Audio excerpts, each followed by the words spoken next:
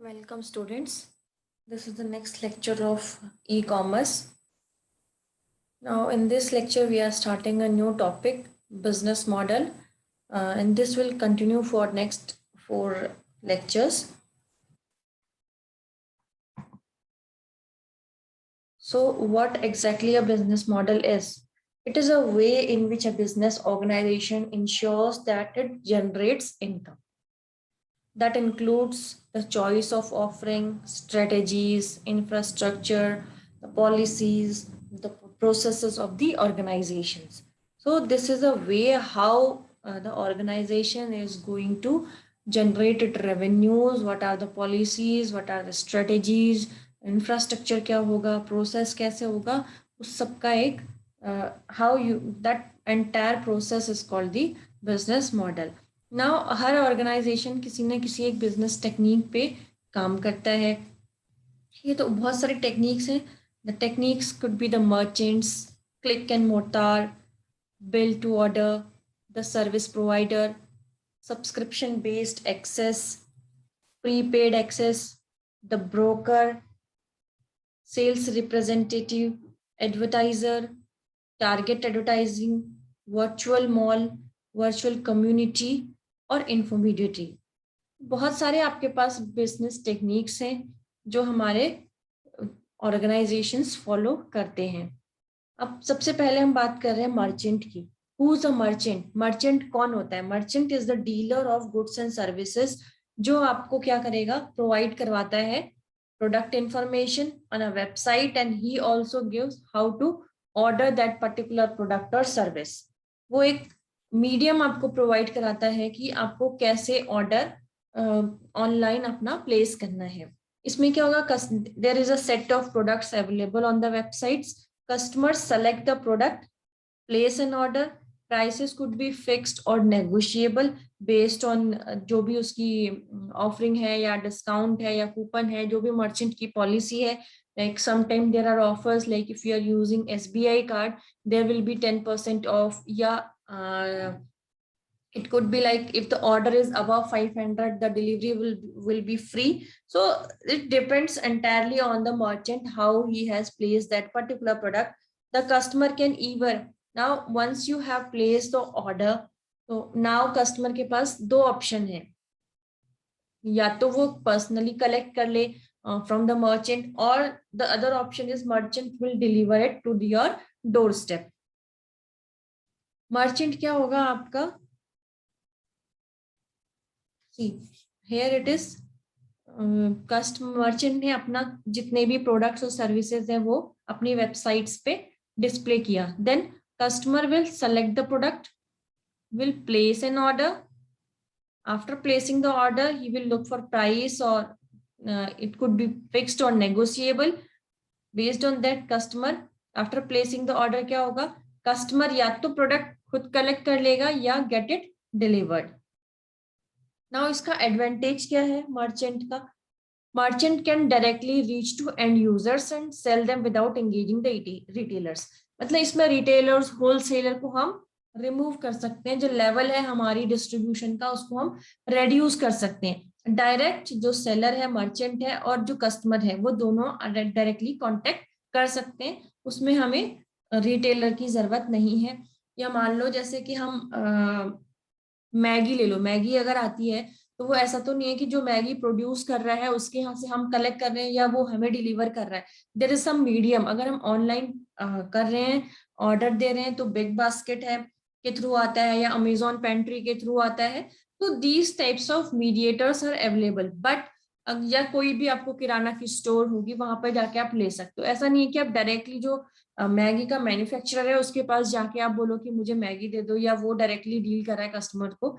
तो इस टाइप का प्रोडक्ट, वो इस टाइप की टेक्निक्स वहां फॉलो नहीं होती हैं. Now click and mortar merchant. अब यहाँ क्या है, क्लिक मतलब हम बात कर रहे हैं ऑनलाइन की. मोर्टार मतलब हमारा टॉकिंग अबाउट फिजिकल स्टोर. तो ये क्या करता है, कंबाइंड करते हैं. दो चीजें कंबाइंड होती हैं इसमें. एक तो उनकी वेबसाइट भी होती है एज वेल एज उनका फिजिकल स्टोर भी होता है. दोनों है, ठीक है, दोनों चीजें हैं. वेबसाइट्स भी हैं और उसका फिजिकल स्टोर भी है. तो क्या है, अगर आपका कोई भी प्रोडक्ट अगर डिफेक्टिव है तो that could be returned there, उसको आप इजीली रिटर्न कर सकते हो। ठीक है, now build to order merchant. अब the name itself is suggesting कि क्या इसका मतलब होगा। बिल टू ऑर्डर मतलब जैसा आप बोलोगे उस अकॉर्डिंग जो मर्चेंट है that will deliver the product. ठीक है, customer have an advantage of buying goods and products that are made to order. मान लो आपने बेड बनवाना है, तो आपने अपनी स्पेसिफिकेशन के अकॉर्डिंग बनवाया कि मुझे भाई 6x6 का चाहिए और पीछे से इसका इस टाइप का डिजाइन चाहिए, मुझे नीचे स्टोरेज चाहिए। अब वो ड्रैग करने वाला है या पुल करने वाला है, दैट यू डिसाइड। ये आपने बताया कि मुझे इस तरह का ऑर्डर चाहिए।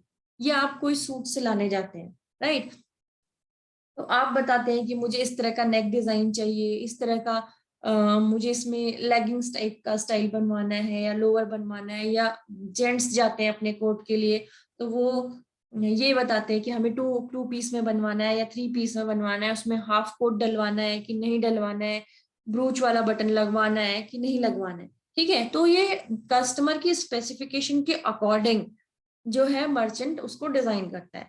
Customer can specify the features and benefits of the products they acquire. Product is assembled and shipped to the customer. अब यहाँ पे assembled वर्ड भी आया है, तो उसको assembled ना लेके मतलब अकॉर्डिंगली जैसे भी कस्टमर ने जो जो फीचर्स बताए हैं वो बना के प्रोडक्ट को अकॉर्डिंगली डिजाइन किया जाता है and then it is delivered to the customers. या फिर हम बात करें ऑनलाइन में भी बहुत सारी, अगर आप फर्स्ट क्राई में जाएं तो किसी बच्चे का अगर आप फ्रॉक देखते हैं या कोई ऐसी ड्रेस देखते हैं तो उसमें लिखा रहता है प्री ऑर्डर, मतलब आपको पहले ऑर्डर देना पड़ेगा तब वो उस टाइप का प्रोडक्ट आपको बना के देंगे। The service provider. अब यहाँ क्या है, सर्विस प्रोवाइडर क्या होता है, आपसे पर आइटम के पैसे लेगा, पर आइटम पेमेंट इज फॉलोड। मतलब वो एक चीज आपको दे रहा है तो उसकी पेमेंट लेगा। जैसे मॉडल किस चीज के लिए सुटेबल होता है, जैसे पिज्जा डिलीवरी सर्विस है, एक पिज्जा का प्राइस आपको से लिया जाएगा। सो this is the service provider, वो आपको उसके बदले का सर्विस प्रोवाइड कर रहे हैं पर आइटम के बदले। ठीक है, सब्सक्रिप्शन बेस्ड एक्सेस। अब सब्सक्रिप्शन बेस्ड एक्सेस, ये भी हमारा नाम थोड़ा क्लियर हो रहा है। A user usually page a fix amount per month or per year in return gets unlimited access to the service। अब आप लोगों ने ये अमेजोन प्राइम या Z5 या नेटफ्लिक्स इन सबका सब्सक्रिप्शन लिया होगा, तो क्या होता है कि यू पे लाइक 59 Z5 का जो मुझे अभी याद आया दैट इज 599। ठीक है, तो आप उसको ईयरली पे कर देते हैं, आप पहले पे करते हैं उसके बाद आपको क्या होता है, आपको वो अमाउंट मिलता है। ठीक है, जो भी आपने देखना है या नेटफ्लिक्स पे देखना है, अमेजोन पे देखना है, तो आपको अमाउंट पहले पे करना होता है, उसके बाद आपको उस पर्टिकुलर चीज का सब्सक्रिप्शन मिलता है। अमेजोन प्राइम की मेंबरशिप मिलती है, you will get the benefits later on. तो वो एक पर्टिकुलर मंथ के लिए हो सकता है, पर्टिकुलर ईयर के लिए हो सकता है, और आपको अनलिमिटेड एक्सेस उस सर्विस का मिलता है। अब हम बात करते हैं प्रीपेड एक्सेस। अब हम प्रीपेड एक्सेस कब मिलता है, जैसे after paying certain amount of users get access to the service for certain amount of time. अब जैसे हमारे पास क्रेडिट कार्ड होते हैं, उसमें क्या होता है, हम क्रेडिट कार्ड को यूज करते हैं, हमें 50 डेज का टाइम स्पैन मिलता है उस पर्टिकुलर अमाउंट को पे करने के लिए। सपोज इस मंथ मेरे पास नहीं है कोई उतना अमाउंट नहीं है जितना मुझे मेरी रिक्वायरमेंट है। सपोज मुझे लैपटॉप लेना है, एप्पल का लैपटॉप लेना है, बट मेरे पास इस मंथ उतना अमाउंट नहीं है, I can't afford, but laptop लेना मेरे लिए जरूरी है। इन दैट केस हम क्या करते हैं, क्रेडिट कार्ड से पे कर देते हैं, पर उस क्रेडिट कार्ड के अमाउंट को पे करने के लिए हमारे पास another 50 days are there, so we can delay our payment, तो हमें प्रीपेड एक्सेस मिल जाती है। ठीक है, देन हमारा आता है द ब्रोकर। ब्रोकर भी आपने सुना ही होगा, जहां हम बात करते हैं कि sale specially in real estate में जो हमारे बायर्स और सेलर्स होते हैं, हमें कोई घर देखना है, हमें कुछ परचेज करना है या सेल करना है, तो बीच में ब्रोकर आता है, ही टेक्स हिज कमीशन 1 or 2%, और जो बायर और सेलर्स है उनको मिला देता है।